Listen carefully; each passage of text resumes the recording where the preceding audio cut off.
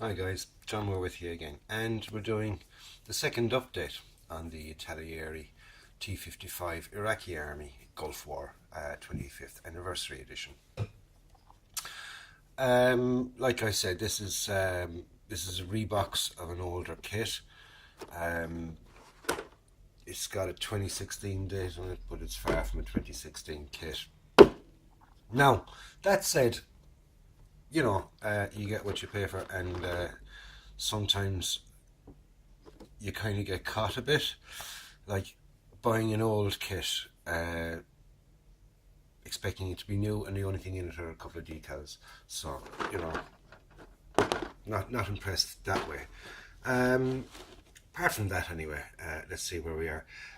In the last update, if you remember, I had the chassis, the bottom of the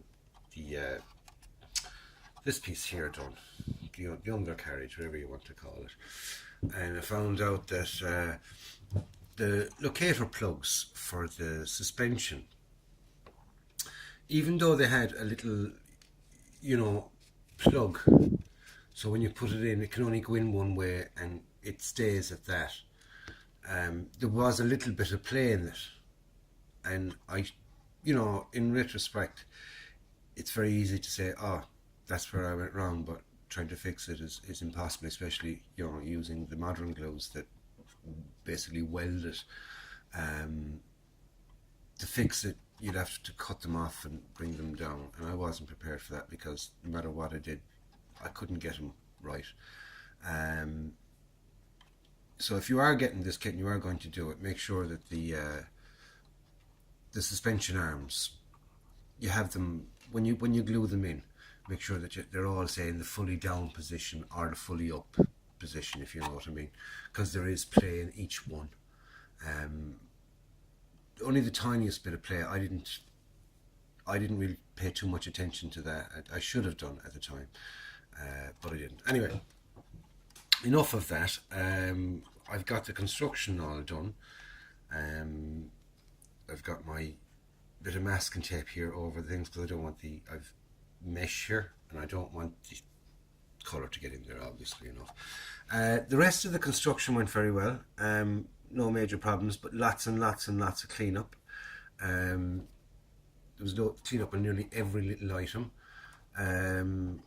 I regard scratch building. I plumbed up the fuel tanks and the ones at the back.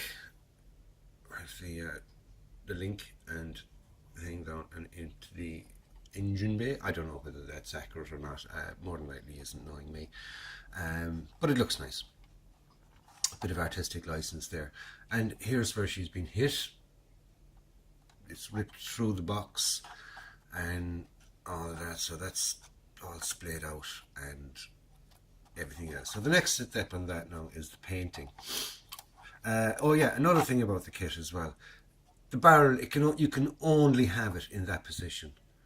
There's no up or down. You can't mount it in any other position. I know that it's got a linkage system here, but they could have it done that, I suppose could be onto a more expensive kit then. But that's the height of the barrel. You can't change the elevation of the barrel. That's just one other little thing. I don't know about any other T-55 kits on whether they do or not. Another thing as well, the splashboard. Now I know it doesn't go all the way exactly to the fenders. There is that little gap there and there's a little gap there, but the board that was supplied with it was far too short. It was far too short. It just didn't look right whatsoever. So I remade that out of a bit of coffee stir or ice pop stick type thing. And that's basically it for the construction. The next stage, as I said, is the painting. Now I'm going to try lots of different things with this. A few things that I haven't tried before and some things that I have. First of all, I'm going to give it a base coat of Hull Red, which will be the basically red oxide paint, which will be the undercoat for this. Let that dry in for a day or two. then go for the hairspray, a couple of coats of hairspray onto that, and then paint up the tank then as normal, and then chip the living daylights out of it in specific areas, and then areas that I want burnt out. I've got a stuff there, it's called Typhus Corrosion. Now the thing is, it's dark brown in colour, which will work grand for kind of rust and things like that. And you know, while it's still wet, I might be able to sort of tint it and change the colours in it a bit. But it does leave a nice kind of a texture behind it, and it'll be good for the burnt out areas that have ash along the wheels. It's going to be on a little base, sandy. Obviously it's going to be sandy because it's going to be, you know, Iraqi desert.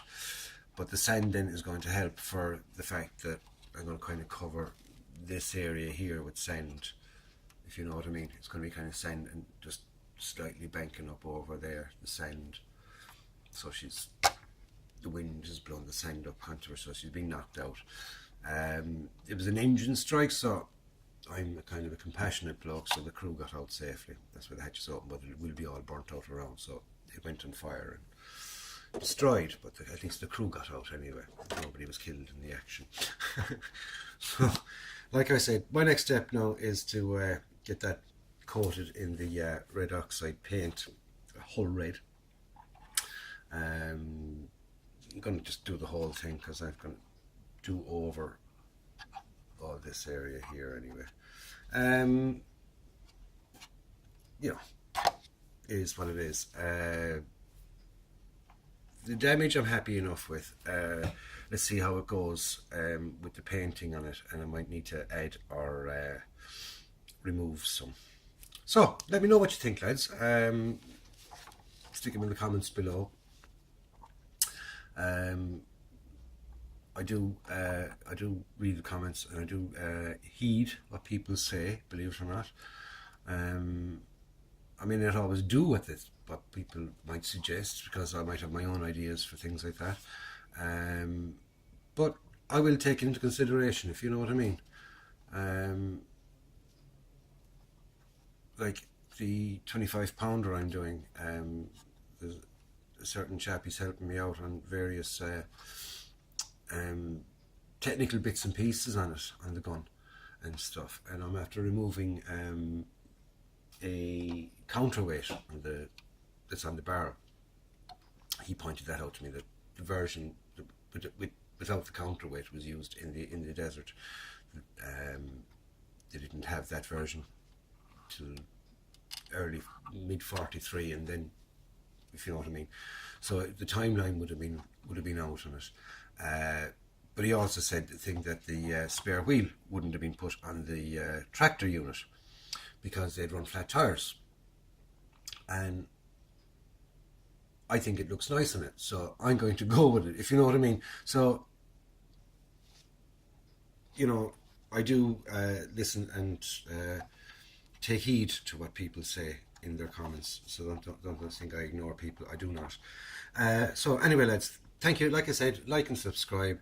Subscribe to the channel and stay tuned for further updates. Most importantly, lads, just go out and buy a kit and build it and enjoy the hobby. It's there to be enjoyed, and you know, if this ends up to be total piece of rubbish, then it's mine. It's not, you know, I don't care. I'm getting my enjoyment out of doing all this to it. If the finished product doesn't end up so great, what the hell? Who cares? You know? But I got my enjoyment in the, you know, the scratch building and the little bits and pieces. And even when it went wrong on me and I said, frick it, and you know, what I originally had planned for it didn't work out. Plans are there to be changed. Okay, lads. Catch you up in the next one. Stay safe. Be nice.